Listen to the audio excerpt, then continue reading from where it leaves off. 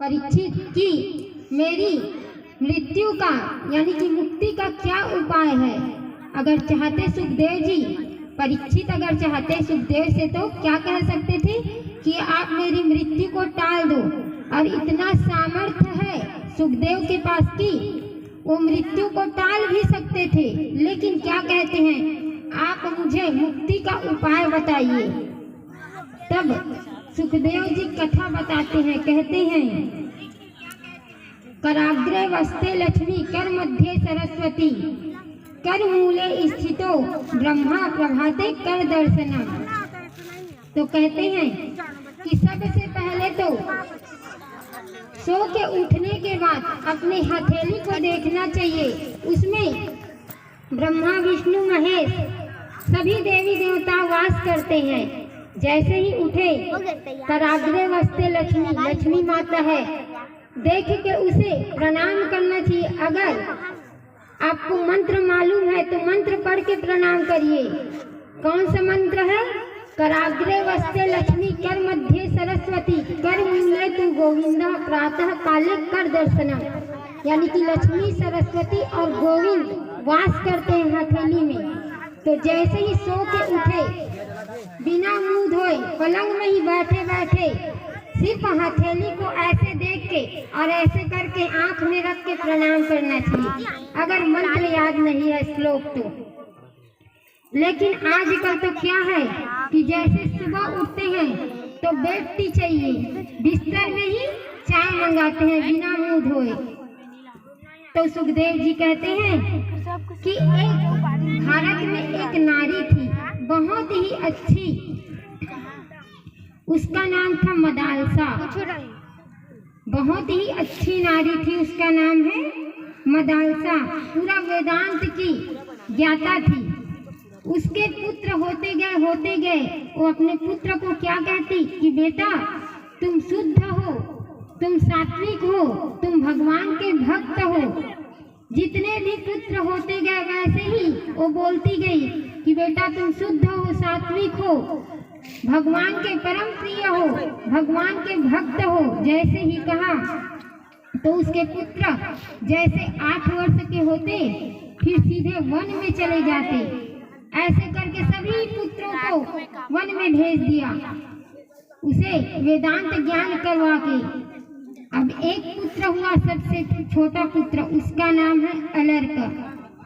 तो मदालसा के जो पति है ना राजा, वो कहते हैं कि देवी मैं एक बात बोलूं? तो बोले कि हाँ बोलिए ना, क्या बात है? तो कहने लगे सभी पुत्रों को तो तुमने विरक्त कर दिया, वन में भेज दिया, लेकिन मात्र एक अलर्क ही बचा है, हमारा छोटा सा पुत्र, उसे कम से कम घर में रहने दो। तब क्या कहती है मदालसा? कहती है एक शर्त में। तो कौन सा शर्त?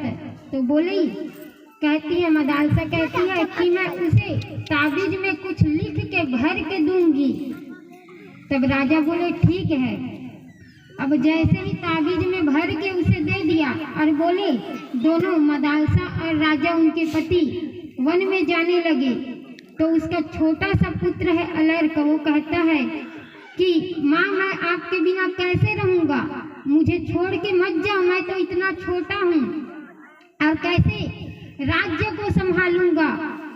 तब उसकी माँ कहती है कि बेटा अगर कभी भी कुछ चिंता हो, दिमाग में टेंशन हो, तो एक बार ये ताबीज को निकाल के देखना उसमें क्या लिखा है। अब अच्छे सुचारू ढंग से आज अलर्क अपने राज्य को संभाल रहा है, लेकिन आज उसे मानसिक पीड़ा होने लगी, चिंता होने लगी। अब सोचता है, अलर्क कहता है कि मेरी माँ ने तो कुछ लिख के भेजा है, यानी कि ताबीज में दिया है, तो आज उसे निकाल के पढ़ लेता हूँ। तो उसमें क्या लिखा था? संग सर्वात्मना त्याज्य सह चेत व्यक्तम न शक्यते ससदीभिः सह कर्तव्यः सत्ताम संगो हि भेषजम् कामः सर्वात्मना हेयो हातुम चेक्षप्यते नः सः ममुक्षां प्रतीत कार्यम सेवम तस्यापि भेषजम। यानी कि कहने का मतलब ये है कि बेटा तुम जितना हो सके अच्छे व्यक्ति के संग में रहो, जितना हो सके जो अच्छा है उसके संग करो। बुरे व्यक्ति के साथ तुम बिल्कुल संग मत करो। शराबी, कबाबी, वेश्यागामी, इसके साथ तो बिल्कुल भी तुम संग मत करना। जितना हो सके सत्संग करो, अच्छे व्यक्ति के साथ संग करो। अब जैसे ही कहा, देखें कौन देखता है? अलर्क देखता है तो बोला कि ठीक है। अब आज उसके मन में बहुत, यानी कि जितना चिंता था ना, सब दूर हो गया। अब जैसे ही दूर हुआ उसके बाद अब फिर से अच्छे से राज्य कार्य संभालने लगा। उसके बाद वो भी वन में विरक्त हो गया। बोलिए बांके बिहारी लाल की।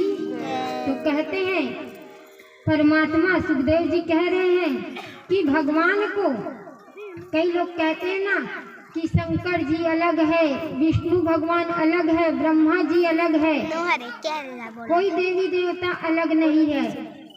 ब्रह्मा, विष्णु, महेश, लक्ष्मी माता, सरस्वती माता, जितने भी देवी देवता है सब एक ही है। सुखदेव जी कहते हैं परीक्षित से कि देखो परीक्षित, जितने देवी देवता है सब कहते हैं ना हम इस देवता को मानते हैं तो हम इस देवता, तो ये गलत है। जितने भी देवी देवता है सब एक ही है। जैसे कि परमात्मा श्री नारायण कहते हैं ब्रह्मा से सारी सृष्टि में केवल मैं था। सृष्टि के बनने के बाद भी मैं हूँ और बिगड़ने के बाद भी मैं ही बचता हूँ। अगर आप, यानी कि सोने का एक ईंटा ले लो, सोने का ईंटा, अब उसे सोनार के पास दे दो, सोनार के पास ले जाके दे दो। अब उसे कहो कि एक को, यानी कि बिंदिया बना दो, गले का हार बना दो, रानी हार बना दो, गले में और कान में कुंडल बना दो, नाक में नथनी बना दो। अब जैसे ही बनाए तो आए घर में बना के, तो सबका नाम हो गया। गले के हार का नाम है रानी हार, मंगलसूत्र भी है, कान का कुंडल है, सबका कई नाम है। कितना नाम है, बहुत नाम है। लेकिन अब जैसे पहने उसे 10 साल तक पहने, उसके बाद 10 साल पहनने के बाद ला के ओखली में उसे फिर दबाए, ओखली में दबाए। उसके बाद क्या हुआ, वो बनने के पहले भी सोना था और जब बिगड़ गया कूटने के बाद ओखली में, तब भी वो सोना है। तो सुखदेव जी कहते हैं देखो भगवान, आप लोग कहते हो ना भगवान हजारों है, लेकिन नहीं, भगवान तो एक ही है। बोलिए बांके बिहारी लाल की। और कहते हैं भगवान के कई नाम हैं। भगवान के कितने नाम हैं? भगवान के कम से कम 24 अवतार हुए। कहते हैं जब जब होई धर्म की हानि, बढ़ी असुर महाअभिमानी, तब तब धरी प्रभु विविध शरीरा, हर ही कृपा निधि सज्जन पीरा। तो भगवान के 24 अवतार हैं। कौन कौन से अवतार हैं? तो सबसे पहले अवतार लिए भगवान का कौन सा है? सनक, सनंदन, सनातन और संत कुमार। उसके बाद है वाराह अवतार, उसके बाद है संत नारद, और चौथे नंबर पर आते हैं नर और नारायण।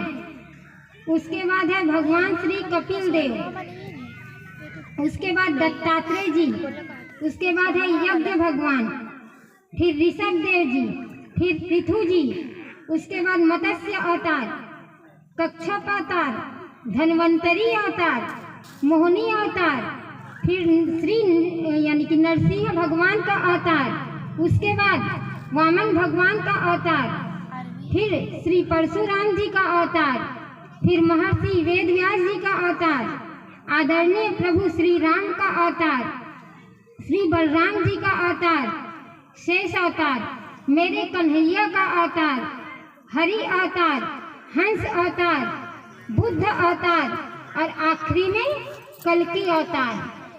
तो इनमें सबसे श्रेष्ठ कौन है?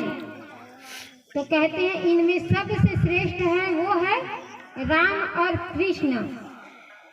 जो सबसे श्रेष्ठ अवतार है वो है सिर्फ राम और कृष्ण।